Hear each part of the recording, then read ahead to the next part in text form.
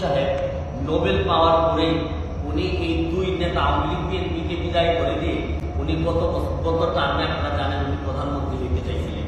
এইবারও উনি ষড়যন্ত্র করেন, আবারও উনি প্রধানমন্ত্রী হইতে চান। একটা মানুষ যখন বারবার যখন প্রধানমন্ত্রী হইতে চান তখন উনি কিন্তু মনে রাখবেন যে তার মনের মধ্যে কিন্তু কোনো ভালো জিনিস নাই। পদ্মা সেতুতে উনি বিরোধিতা করছেন। শুনেন, যাই করুন না কেন উনি বাংলাদেশের বিরোধিতা করতেছেন, এইটা বাংলাদেশের জন্য কোনো ভালো হবে না।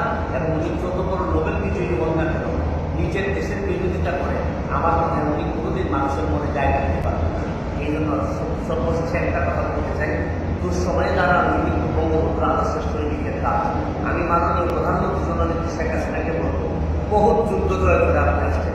21-এর গ্রেনেড হামলার মতো এই হামলা সাহেব নোবেল পাওয়ার পরেই উনি এই দুই নেতা আওয়ামী লীগ বিএনপিকে বিদায় করে দিয়ে উনি গত টার্মে আপনারা জানেন উনি প্রধানমন্ত্রী হইতে চাইছিলেন।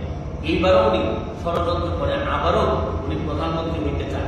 একটা মানুষ যখন বারবার যখন প্রধানমন্ত্রী হইতে চান তখন উনি কিন্তু মনে রাখবেন যে তার মনের মধ্যে কিন্তু কোনো ভালো জিনিস নাই। পদ্মা সেতুতে উনি বিরোধিতা করছেন।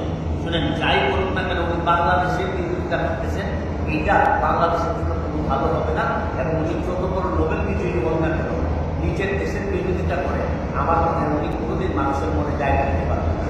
এই জন্য সর্বশেষে একটা কথা বলতে চাই, দুঃসময়ে যারা উনি কিন্তু বঙ্গবন্ধুর আদর্শের সৈনিকের কাজ।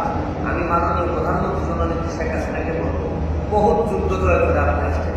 21-এর গ্রেনেড হামলার মতো এই হামলা